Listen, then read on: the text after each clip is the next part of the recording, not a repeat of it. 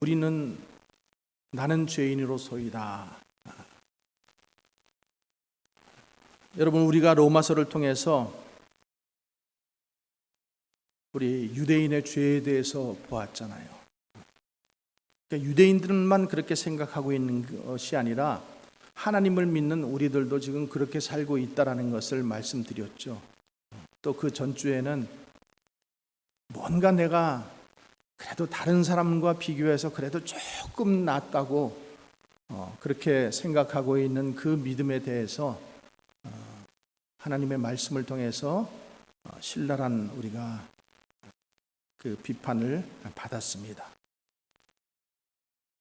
자, 우리가 로마서를 읽으면서 이렇게 지금 말씀을 보면은 하나님께서 우리의 자존심을 굉장히 건드리기 위해서 조심하시면서 이렇게 좋은 말씀만 하고 있지 않다라는 거예요. 완전히 우리를 발가벗기고, 그리고 우리의 어떤 자존심, 어떻게 생각하는지 이런 거는 전혀 안중에도 없으시고 아주 엄하게 말씀하십니다.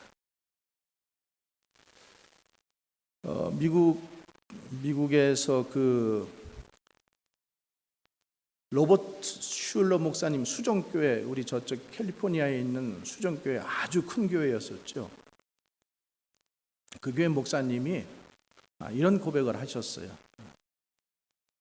그러니까 빈센트 필이라는 목사님이 그 자기 부흥회에 오셔가지고 말씀을 하셨는데, 예수님께서 성도들에게 죄인이라고 하지 않는데 내가 목회자로서 강단에서 어떻게 죄인이라고 얘기할 수 있는가? 나는 그렇게 하지 않겠다.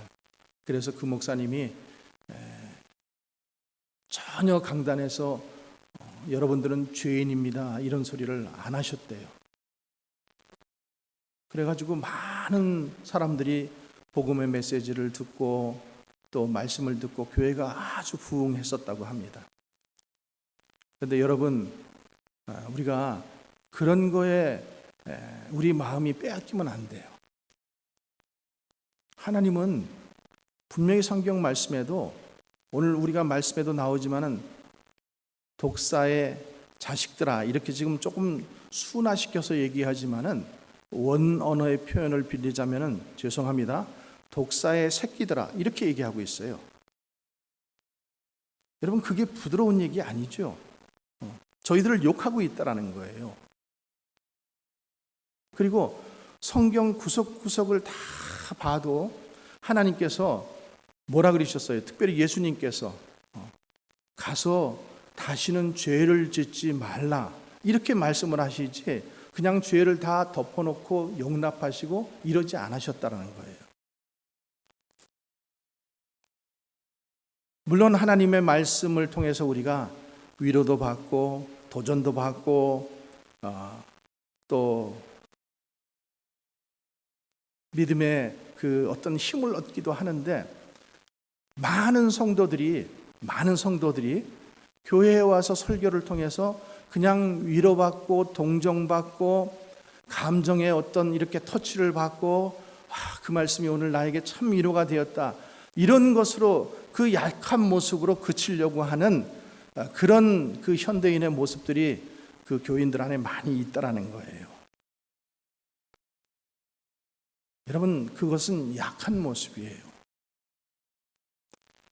그래서 오늘 본문도 뭐라고 말씀하셔요?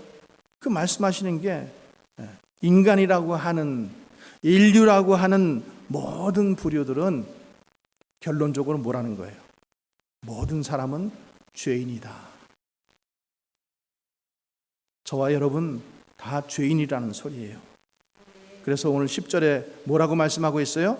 기록된 바 의인은 없나니 하나도 없으며, 하나도 없다라는 거예요. 아주 강하고 확실하게 얘기합니다.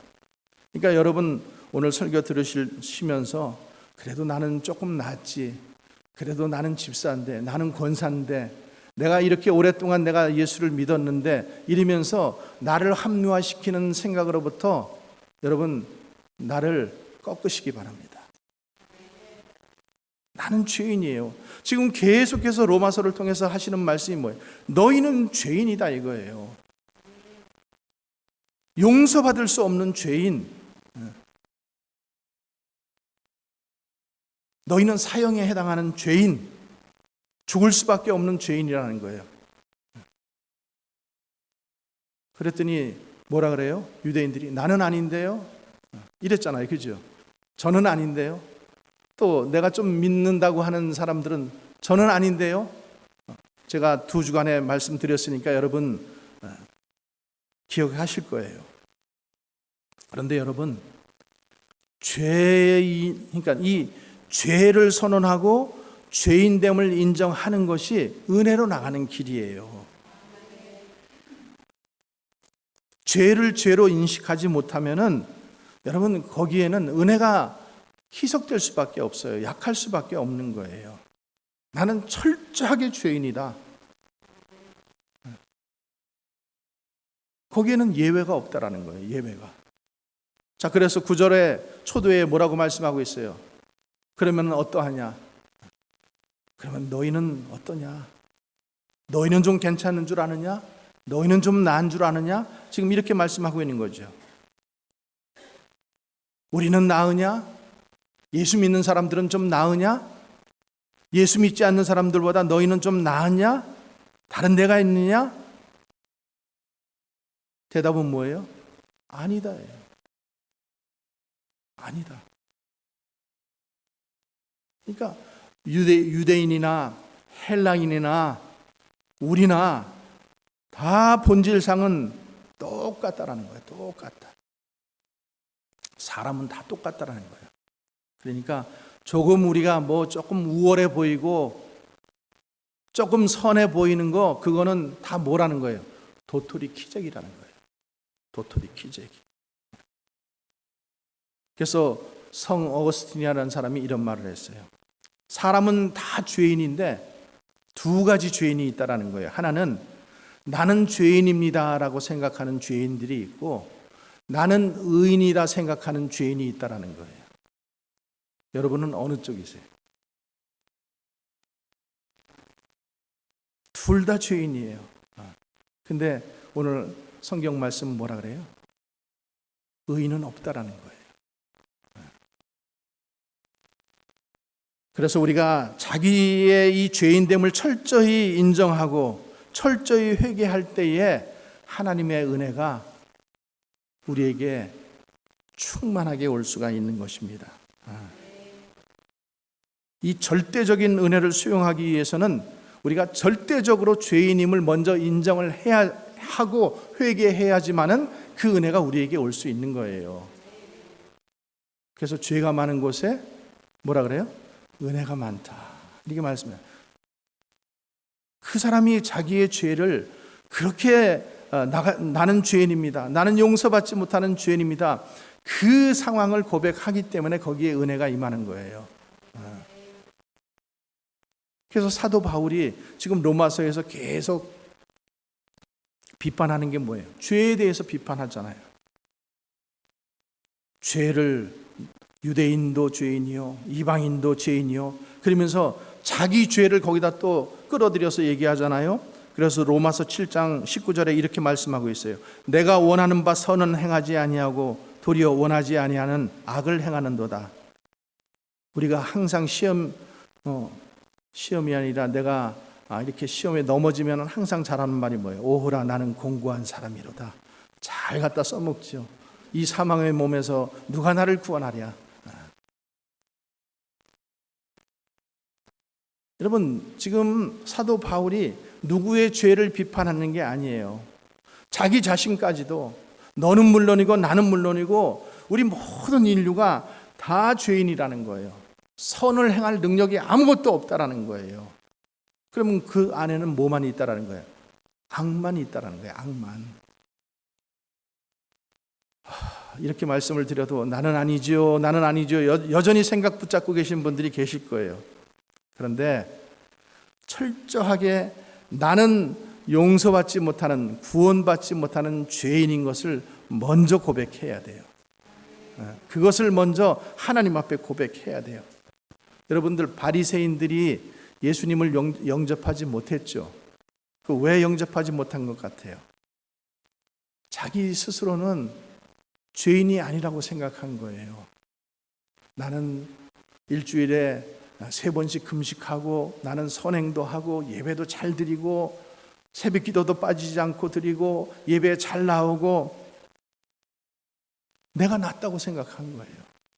저 세리보다는 내가 낫지, 저 사람보다는 내가 낫지, 그러는 동안에 내가 죄인이라는 것을 잊어버린 거예요. 여러분 아시겠어요? 내가 분명히 죄인이라는 것을 알면서도 자꾸만 상대적으로 다른 사람하고 비교하다 보면서 내가 그래도 좀 낫지, 이렇게 생각을 하면서 내가 죄인인 생각이 내 속에서 없어져 버린 거예요. 여러분, 상대적 관계 때문에 절대적 관계를 상실해서는 안 됩니다. 내가 이 사람보다는 조금 낫지, 그 생각하다가 하나님 앞에서 자기가 죄인이라는 생각까지도 다 잊어버린 거예요. 그러니까 내가 이렇게 봉사하고, 내가 이렇게 교회에서 열심히 하고, 내가 이렇게 오래 믿었는데 하나님께서 왜 나에게 복을 안 주시는가, 하나님께서 왜 나에게 은혜를 주시지 않나 하면서 얼마나 어리석은 말들을 우리가 쏟아내는지 모릅니다. 여러분, 예수님께서 뭐라 그러셨어요? 건강한 자에게는 의원이 쓸데없고 병든 자에게나 쓸데있다, 이렇게 말씀하셨잖아요. 네. 건강한 자는 병원이 필요 없죠. 의원이 필요 없어요. 의사한테 찾아갈 일이 없잖아요. 그런데 그러면은 병자라고 해서 다 병원 갑니까? 아니에요. 자기가 아픈 줄 알아야 가는 거예요.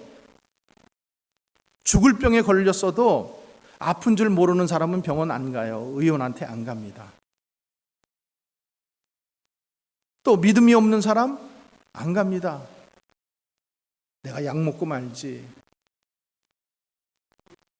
이러면서 아프다고 병들었다고 지금 다 병원에 가는 게 아니라는 거예요. 자기가 병든 것을 알고 그 의사 앞에 가서 겸손하게 자기를 옷을 벗을 수 있는 사람이 의사한테 가는 거예요. 의사에게 자기의 인생을, 자기의 삶을 맡길 수 있는 사람이 의사한테 간다라는 거예요. 그러니까 예수님께서 말씀하신 것은 지금 건강한 자, 또 병든 자를 얘기하고 있지만은 스스로 죄인이라고 생각하는 사람, 스스로 죄인이라고 생각하는 사람은 예수님께 와서 회개하고 구원을 받아요. 근데 스스로 죄인이라고 생각하지 않고 내가 의롭다고 생각하고, 내가 그래도 저 사람보다는 낫고, 내가 우리 남편보다는 좀 믿음이 있고, 이렇게 자꾸만 생각하는 사람들은 뭐예요? 결국에 그 자기 죄가 자기를 덮어버리는 거예요. 그러니까 자기가 자기도 모르는 사이에 자기가 의인이라는 생각이 그냥 소록소록 부추나물 올라오듯이 소록소록 새싹이 올라온 거예요. 그래서 여러분, 우리는 항상 철저하게 내가 죄인임을 인정해야 됩니다. 유대 사람이든 이방인이든 예수를 처음 믿었던, 오래 믿었던, 내가 집사건 목사건 우리는 다 죄인이라는 것을 먼저 인정해야 돼요. 그래서 오늘 성경 뭐라 그러고 있어요? 9절에 유대인이나 헬라인이나 다 죄 아래에 있다고 우리가 이미 선언하였느니라. 여러분, 죄 아래에 있다라는 말은, 이게 오늘 좀 중요한 얘기인데, 죄 아래에 있다라는 말은 헬라어로 휘포하말티안 이렇게 얘기해요. 휘포하말티안. 휘포라는 것은 무엇 아래 이런 뜻이고, 하말티안은 죄라는 말이에요. 그러니까 죄라는 말이 여러 가지 말이 있지만은 특별히 가장 많이 쓰이는 얘기가 하말티라는 그 죄인데, 그게 무슨 뜻인가 하면은 하나님이 보시고자 하는 표적이 있다라는 거예요. 표적. 저 앞에 표적이 있어요. 그러면은 표적을 보고 하나님께서 활을 땡겨서 쐈는데 표적에 맞아야지 되는데 표적에서 비껴나간 게 죄라는 거예요. 표적에서 분명히 표적을 보고 표적을 향해서 쏘았는데 표적에서 비껴나가 버려. 이게 뭐예요? 죄라는 거예요, 죄. 그래서 우리가 은혜를 많이 받으려면은 내가 얼마나 죄인인지, 내가 얼마나 큰 죄를 지었는지를 항상 생각하고 거기에 묶여 있는 사람, 그런 사람에게 하나님께서 큰 은혜를 주신다라는 사실, 죄의 관이 분명해야지 은혜가 분명하게 오는 거예요. 그냥 흐리멍텅하게 죄에 대해서 생각하는 사람, 두리뭉실하게 생각하는 사람은 은혜도 두리뭉실 옵니다. 정확하게 자기 죄에 대해서 아는 것이 중요해요. 여기 지금 죄 아래에 있다 이러면서 죄의 실체를 얘기하는데, 죄를 지금 뭐라고 보고 있냐면 하나의 인격체로 보는 거예요. 퍼선으로 보고 있어요. 퍼선으로. 인격화해서. 그래서 죄 아래에 있다. 로마서 7장 23절에는 뭐라고 조금 더 쉽게 설명하냐면은 죄가 나를 사로잡아 오는 것을 보는도다. 죄가 나를 사로잡아 온대요. 의미가 여러분 이해가 되세요? 죄가 나를 붙들고, 죄가 나를 포로로 삼고, 죄가 나를 노예와 잡아가지고 나를 그냥 데리고 다니는 거예요. 그래서 여러분, 죄를 너무 가볍게 여기지 마세요. 특별히 그리스도인들은 죄를 짓지 말아야 돼요. 한번 죄에 빠지면은 거기서 스스로 나오기가 너무 힘들어요. 그러니까 이 사도 바울이 오늘 지금 얘기하는 이 권세가 있는데, 가장 무섭고 큰 권세가 뭐냐면 사망 권세라는 거예요. 사망 권세. 그리고 또 하나는 무슨 권세가 있는가 하면 죄의 권세가 있다라는 거예요. 죄의 권세. 그러니까 죄가 권세, 힘이 있다라는 거예요. 한번 거기에 붙들리면은 헤어나오기가 힘들다라는 거예요. 그럼 붙들리게 되면은 어떻게 돼요? 자유가 없어지죠. 그렇죠? 자유가 없어지는 거예요. 죄의 법 아래로 나를 사로잡아 오는 것을 내가 보는도다. 그냥 죄에게 끌려다니는 거예요. 이렇게 끌려. 죄가 그냥 나를 이리 끌고 다니고 저리 끌고 다니고 계속. 제가 무당한테 전도한 적이 있는데, 그 무당이 굉장히 마음속에, 깊은 마음속에 자기의 입장을 이렇게 얘기했어요. 뭐냐 하면은, 나도 예수 믿고 싶대요. 믿고 싶대. 근데 뭐가 두려워? 그러면 믿으면 되지. 그랬더니 귀신이 나를 해코지 할까 봐,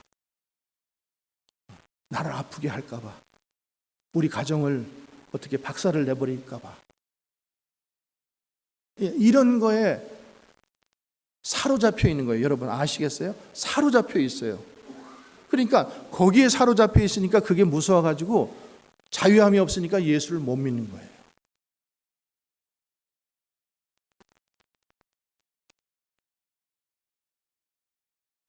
그 휘포라는 말, 휘포 하말티안이라는 말이 아까 제가 말씀드렸잖아요. 무엇의 아래에 있다. 죄의 아래에 있다. 죄의 권세 아래에 있다. 그래서 우리가 잘 아는 말씀 마태복음 8장 9절에 보면은 백부장의 믿음에 대해서 나오잖아요. 백부장. 나도 남의 수하에 있는 사람이요, 이더러 가라 하면 가고 저더러 오라 하면 오나이다. 이게 무슨 말이에요? 남의 수하에 있다라는 거예요. 죄의 수하에 있다라는 거예요. 그러니까 죄를 짓고도 회개하지 않을 때 죄가 붙들고 있고, 죄가 나를 붙들고 있고, 죄가 나를 주관하고 있고, 죄가 나를 끌고 이리 가고 저리 가고 하는 거예요. 우리가 주님 앞에 회개하면 죄에 대해서 용서받습니다. 믿으시죠? 믿는데 여러분, 그 죄가 나를 계속해서 끌고 다닌다라는 것, 얼마나 괴로워요. 얼마나 자유함이 없어요. 오라면 오고 가라면 가고. 그래서 죄는 단순히 의가 모자란 게 죄가 아니에요. 죄는 자유를 빼앗겨 버리는 거예요. 자유. 여러분들은 지금 자유하시잖아요. 진리를 알지니 진리가 너희를 자유케 하리라. 여러분들은 지금 자유하잖아요. 근데 한번 죄에게 딱 뒷덜미를 붙잡히면은 끌려다니는 거예요. 거기에 이리 끌리고 저리 끌리고. 그래서 노예가 되어서 여러분들의 몸, 생각, 의식구조, 판단, 이 모든 것이 거기에 끌려가는 거예요. 내가 어디 한번 딱 미혹돼 보세요. 죄에 미혹돼 보세요. 그것밖에 안 보여요. 그죠? 그것밖에 다른 게 안 보이는 거예요. 사람들이 뭐라 하든 비난을 하든 상관없잖아요. 그냥 그것 내 목적을 이루기 위해서 그냥 가는 거예요. 가는 거예요. 죄가 이렇다라는 거예요. 그래서 오늘 말씀 뭐라고 하고 있습니까? 12절에 다 치우쳐 한 가지로 무익하게 되고, 무익하게 됐다라는 것은 이제 한계를 넘었다라는 거예요. 완전히 거기에 붙잡혀 있다라는 거예요. 쓸모없는 존재가 됐다라는 거예요. 이게 그래서 죄가 주장하는 대로 그냥 질질 끌려다니는 존재가 되었다라는 거예요. 그래서 오늘 성경 말씀이 뭐라고 해요? 깨닫는 자도 없고 다 무익하게 되고 말았다라는 거예요. 쓸모없는 자가 되었다. 노아 홍수 때처럼 사람이 육체가 되어버린 거예요. 쓸모없는 인간들이 되어버린 거예요. 그 안에 하나님의 형상은 없는 거예요. 양심도 인성도 다 치우치고 하나님을 만날 수 있는 능력까지도 없어지고 만 거예요. 그래서 오늘 성경이 의인은 없나니 하나도 없다. 여러분, 죄의 무서운 능력을 다시 한번 인정하시기 바랍니다. 그리고 우리가 또 뭘 인정해야 되냐면 의인은 없다라는 거예요. 의인은 없다. 한번 따라해 봅시다. 내 안에 의의가 없다라는 거예요. 예수 그리스도의 보혈의 공로로 우리가 의인이라고 칭함 받게 된 것이지 우리 안에는 의의가 없습니다, 여러분. 조금이라도 있다고 생각하는 사람은 아직 철저하게 회개하지 않은 거예요. 그러니까 어거스틴이 뭐라 그랬냐면은 내가 의롭게 되고자 하는 것도 죄다 이렇게 얘기하고 있어요. 내가 의로워지고자 하는 것도 죄라는 거예요. 여러분, 의롭게 살려고 하는 사람들을 보면은 그게 나쁘다, 좋다 이것보다도 의롭게 살려고 하다 보니까 어떻게 돼요? 교만해져요. 바리새인처럼. 그러니까 어떻게 교만죄를 하나를 더 거기다가 얹게 되는 거예요. 그렇지 않으면 참 좋은데 사람이 항상 자기가 조금 의롭다 치면은 다른 사람하고 항상 상대적으로 비교해가지고 내가 좀 더 낫지 자꾸만 이런 마음들이 든다라는 거예요. 또 그리고 하나님을 내가 찾아보겠다고 예수님을 통하지 않고 성경을 통하지 않고 내가 하나님을 찾아보겠다고 하고 이렇게 노력하는 사람들 많이 있어요. 근데 그들이 찾는 결론은 뭔가요? 우상일 뿐이죠. 우상. 그러니까 우리가 이걸 잊지 말아야 돼요. 그래서 그리스도가 없는 세상, 그리스도를 통하지 않고 의인은 한 사람도 없다라는 거예요. 과거에도 없고 오늘날에도 없고 미래에도 의인은 없습니다. 하나도 없습니다. 이게 오늘 성경이 말씀하고 있는 거예요.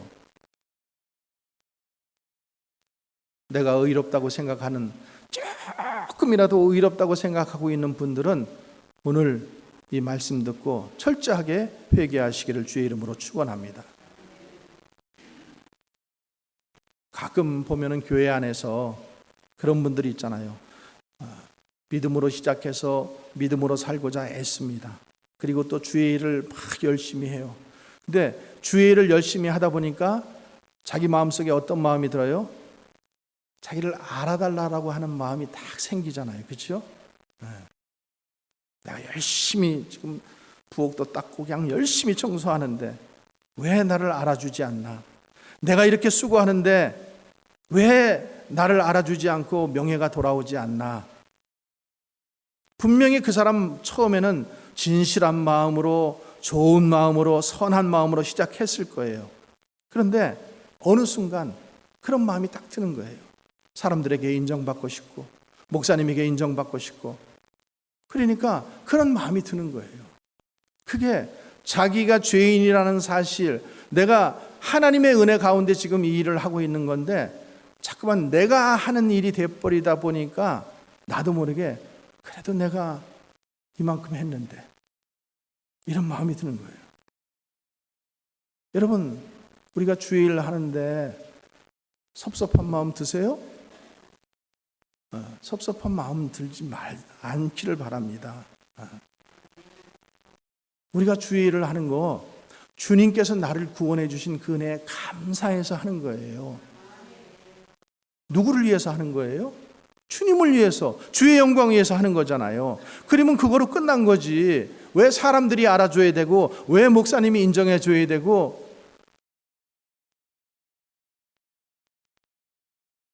상관없는 거잖아요. 그러니까 그런 생각이 어디에서 오는가 하면은 내가 죄인이라는 생각, 내가 철저하게 회개하지 않기 때문에 그래도 조금이라도 막 손톱만큼이라도 무슨 뭐가 내가 있으니까 이만큼 하는 거, 이런 마음이 들기 때문에 내 의의가 거기서 조금씩 나오게 된다라는 거예요. 여러분, 죄를 지었으면 죄인이죠. 죄를 우리는 계속 또 짓잖아요. 그러니까 우리는 누구예요? 죄인이에요. 또 죄를 변명하고 있으니까 우리는 죄인이에요. 근데 죄인인 줄 모르고 마치 내가 의인인 것처럼, 이게 우리가 빠지는 시험이라는 거예요. 상대적에서 비롯된 거예요. 상대적. 다른 사람과 비교해서. 근데 하나님은 어떤 걸 보셔요? 우리의 마음 중심을 보시잖아요.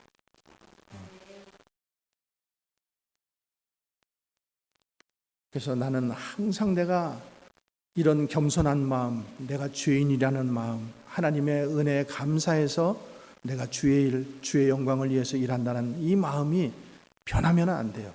변하면은 그거는 주황색 신호가 온 거예요. 빨리 주님 앞에 회개하는 수밖에 없어요.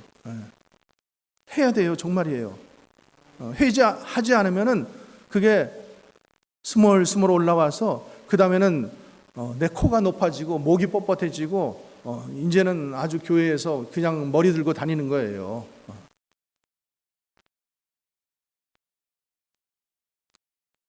옆 사람들과 한번 고백하십시다. 나는 죄인입니다.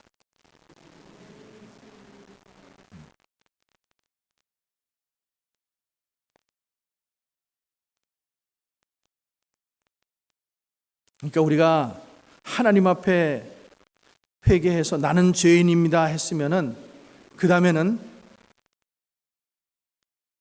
문 밖에 나가더라도 누가 나에게 돌을 던지고 누가 나에게 침을 뱉어도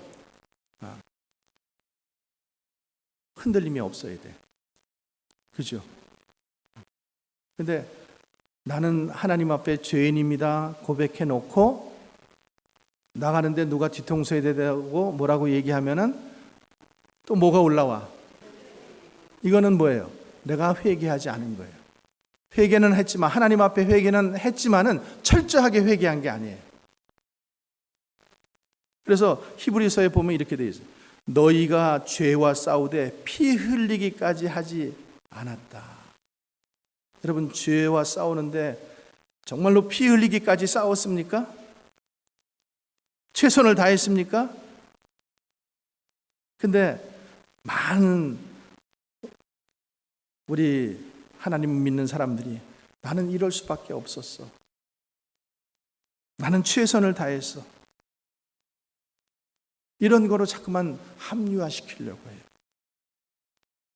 근데 여러분, 우리가 아무리 최선을 다했더라도 죄가 바뀌어서 의가 될 수는 없다라는 거예요. 죄는 죄예요. 내가 최선을 다해서, 정말로 최선을 다해서 싸웠는데 내가 죄로 넘어졌다 그러면 그거는 죄예요, 죄. 내가 최선 다한 거로 하나님 앞에 인정될 수 없다라는 거죠. 하나님께서 그래, 네가 최선을 다했구나, 내가 용서해 주마 하면은 끝난 거예요. 그러나 내가 그것으로 합리화시키려고 하는 그 자체가 내가 죄라는 거죠. 또 하나 우리가 생각해야 될 건 이거예요. 내가 갚았다라고 생각하는 것. 죄와 비교해서 이만큼 고생했으면 이제 사죄됐을 거라고 내 혼자 스스로 생각을 하는 거예요. 내가 이만큼 고생을 했으니까, 이만큼 봉사했으니까. 근데 여러분, 내가 뉘우친다고 그래서 그게 지금 없어지는 거예요? 고생했다고 그 죄가 없어지는 거예요? 아니라는 거예요. 내가 한평생 고행을 해도 죄는 여전히 죄로 남는 겁니다. 죄가 의로 바뀔 수 없는 겁니다, 여러분. 믿으십니까? 죄는 하나님께서 용서해 주셔야만 그게 용서가 되는 거예요. 내가 감히 어떻게, 내가 이만큼 고생했으니까 내 죄가 사해졌다, 이만큼 내가 봉사를 했으니까 괜찮겠다, 이런 말을 우리가 어떻게 할 수 있어요? 내가 하나님 자리에 올라가 있는 거죠. 아니겠습니까? 그러니까 스스로 그런 생각은 스스로 속고 있는 거예요. 악한 원수마귀가 우리를 속이기 위해서 자꾸만 그런 것들을 갖다 주는 거예요. 그러니까 나의 죄됨을 자꾸만 부정하게 되는 거예요. 최선을 다했다, 이만큼 고생했으면, 고행을 했으면 아마 하나님도 용서하셨겠지. 여러분, 우리는 평생 의를 이루어도 의인이 될 수 없습니다.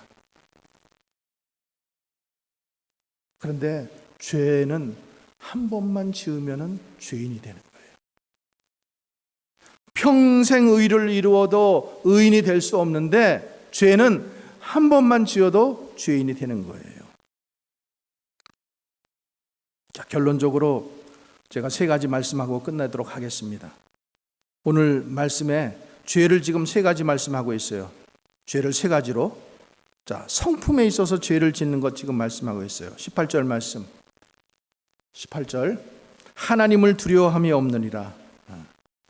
성품적으로, 성품 자체가 죄를 짓고 죄스러운 성품이 되다 보니까 하나님을 깨달을 수 없게 된 거예요. 그러니까 이미 죄에 물든 상태가 된 거예요. 또 깨닫지도 못해요. 하나님의 의에 대해서 무관심해져요. 하나님을 찾지 못해요. 그러니까 이제는 조금 더 나가니까 어떻게 돼요? 이제는 고통도 없어요. 심각하지도 않아요. 힘들어도 예배 자리에 나와서 여러분 힘들어도 그 말씀을 듣는 게 여러분들에게 은혜예요. 힘들다고 안 나오고 사정이 있어서 못 나오고 몇 주씩 몇 달씩 빠져도 아무런 감각이 없는 것은 그거는 벌써 이미 마비된 거예요. 우리가 여러분 배가 고파 보세요. 여러분들이 배가 고프면 여기 앉아가지고도 지금 부엌에서 오늘 반찬이 뭔지 다 추리할 수 있어요. 그죠? 코를 하면서. 근데 배가 부른 사람은 냄새에 예민하지 않아요. 그렇죠? 배가 부르면은 그냥 무관심해지는 거예요. 그러니까 여러분, 이 무관심이 되고 무통증이 돼버리는 거, 이게 죄라는 거예요. 무관심해지고 무통증해버리고. 그러니까 통증이 없다고 해서 죽어가는 사람이 죽지 않는 게 아니잖아요. 죄의식이 없는 죄도 죄예요. 꼭 내가 마음에 그냥 막 마음에 통해하고 애통하고 막 이렇게 해서 그 죄만 죄가 아니라 아무런 증상이 없어도 죄는 죄라는 거예요. 그걸 우리가 알아야 되는 거예요. 사실 그게 더 무서운 죄죠. 왜? 마비되었으니까. 불감증 상태에 있으니까. 괴로움도 없고 하나님도 두려워할 줄 모르니까. 그게 무서운 죄라는 거예요. 결정적인 죄. 17절에 평강의 길을 알지 못하였고, 그러니까 이제는 어떻게 살아야 할 것인지, 어떻게 해야 구원받을 것인지 전혀 관심이 없게 됐다는 거예요. 교회를 안 나와도 죄책감도 없고, 기도를 안 해도 전혀 죄책감도 없고, 평강의 길을 알지 못한다. 예수님께서 감난산 언덕에서 예루살렘을 바라보시면서 하신 말씀이 있어요. 너희가 평화에 관한 길을 알았으면 좋을 뻔하였다. 그러나 내 눈에 숨겨졌도다. 평화의 길, 그것조차도 알지 못한다라는 거예요. 왜? 숨겨져 있기 때문에. 하나님을 두려워하는 마음 없다라는 거예요. 여러분, 그러면 다 끝난 거 아니겠습니까? 우리가 그 정도 되면 안 돼요. 두 번째로는 언어의 죄를 말씀하고 있어요. 말. 여기 목구멍이라는 표현이 나오잖아요. 13절에 목구멍은 열린 무덤이요 그 혀로는 속임을 베풀며 그 입술에는 독사의 독이 있다. 여러분, 말이라고 하는 것은 안에 있는 게 겉으로 나오는 거예요. 말은 마음의 창문이라고 하잖아요. 마음속에 있었기 때문에 겉으로 나오지 마음에 없는 게 튀어나오지 않아요. 어쩌다가 여러분 불쑥 욕이 나오세요? 그러면 회개해야 돼요. 그게 마음속에 있는 거예요. 무슨 생각했기에 속에 있는 것이 나오는 것입니까? 여러분, 없는 게 나오는 게 아니잖아요. 그러니까 우리가 내 말 속에 파괴적인 언어가 있고 부정적인 언어가 있고 남을 괴롭히는 언어가 있으면은 뭐 하라는 거예요? 회개하라는 거예요. 그게 네 마음속에 너는 선한 마음을 가지고 있다고 착각할는지 모르겠지만은 그게 내 마음속에 있기 때문에 나오는 거다. 말은 파괴적이고 독사의 독이 있다고 했어요. 여러분, 칼로 찔러야만 죽이는 게 아니에요. 말 한마디가 사람을 죽이기도 합니다. 겉으로는 조용한 사람 같은데 한 번씩 말을 뱉으면 무시무시한 말을 해요. 성경에는 입술에는 독사의 독이 있다. 혀에는 속임수가 있다. 그리고 입을 열고 보면 마치 무덤과 같다라는 거예요. 무덤. 우리는 동양 문화권에서는 장사를 지내면 땅을 파고 거기다가 관을 묻어버리고 흙을 덮잖아요. 근데 여기 지금 이스라엘 사람들은 어떻게 장사를 지내는가 하면은 그쪽은 석회암이 많아요. 그러니까 동굴을 파요. 굴을 파가지고 거기다가 이제 시신들을 이렇게 모셔두어요. 그러니까 아브라함이 막벨라 굴을 사가지고 자기뿐만 아니라 자기 가족들을 이렇게 다 장사 지내는 모습 우리가 성경에서 보잖아요. 또 예수님의 시신을 가져갈까봐 그 앞에 뭘 두었어요? 큰 돌문으로 막아놓고 그것이 움직이게 못하게 하잖아요. 근데 만약에 그것이 어떤 이유 때문에 열려졌다고 생각을 해보세요. 그러면 그 안에서 썩는 냄새가 밖으로 나올 거 아니에요. 그러니까 너 목구멍은 열린 무덤이라는 게 그 소리예요, 지금. 그러니까 안에는 썩은 것이 있기 때문에 입만 열면 뭐가 나온다라는 거예요? 썩은 게 나온다라는 거예요. 냄새 나는 게. 세 번째로 행동에 대해서 말씀하고 있어요. 14절, 17절입니다. 그 입에는 저주와 악독이 가득하고 그 발은 피 흘리는데 빠른지라 파멸과 고생이 그 길에 있어 평강의 길을 알지 못한다. 파멸이 있다라는 거예요. 피 흘리는데 빠르다. 남을 해하는데 아주 빠르다라는 거예요. 그러니까 잔인성이 있잖아요. 그러므로 이제 성품이 그렇고 언어가 그렇고 마음이 그렇고 행동이 그렇고 그게 뭐예요? 전적으로 우리가 타락했다라는 거죠. 구제불능이라는 거예요. 사랑하는 성도 여러분, 그래서 하나님의 재창조의 능력이 나타나야만 구원받을 수 있고 오직 예수 그리스도를 통해서만 구원받을 수 있는 것입니다. 주님이 용서해 주어야 용서되는 거예요. 내가 용서할 수 없는 거예요. 그래서 우리는 죄 가까이 가지도 말고, 아까 말씀드린 것처럼 죄의 문제가 나의 삶 속에 스멀스멀, 나의 교만함이 스멀스멀 올라오면 뭐 해야 된다고요? 빨리 엎드려 회개하는 것밖에 없는 거예요. 내가 죄인이라는 것을 철저하게 인정하고, 그래야 하나님의 은혜가 그 가운데 임하셔서 예수 그리스도의 보혈의 피로 덮어주심으로 말미암아 우리가 용서함 받고 자유함 받고, 그리고 하나님께 영광 돌리며 살아갈 수 있는 것입니다. 이게 은혜의 길이라는 거예요. 여러분, 죄에 대해서 오늘 말씀드렸기 때문에 여러분들의 마음이 무거울 수 있어요. 그러나 주님께 용서하면, 주님께서 용서하시면 모든 죄는 용서받을 수 있어요. 내가 그 어떤 행위로도, 내가 그 어떤 보상으로도 나는 용서받을 수 없는 죄인이라는 것을 잘 인식하고 기도하는 저와 여러분 되시기를 주의 이름으로 간절히 축원합니다. 기도하겠습니다. 아버지 하나님, 나는 죄인으로소이다. 내가 죄인입니다, 주님.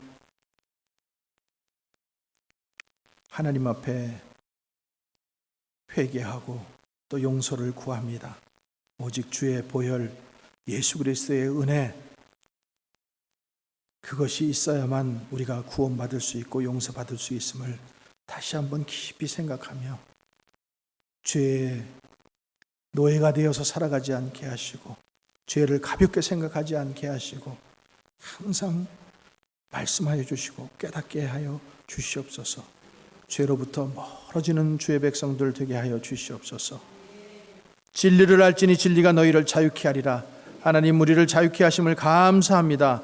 오 주여, 하나님께서 붙들어 주심으로 주님 진리의 말씀으로 성령 충만하여 세상을 이기는 믿음으로, 죄를 이기는 믿음으로 살게 하여 주시옵소서. 예수님 이름으로 기도합니다.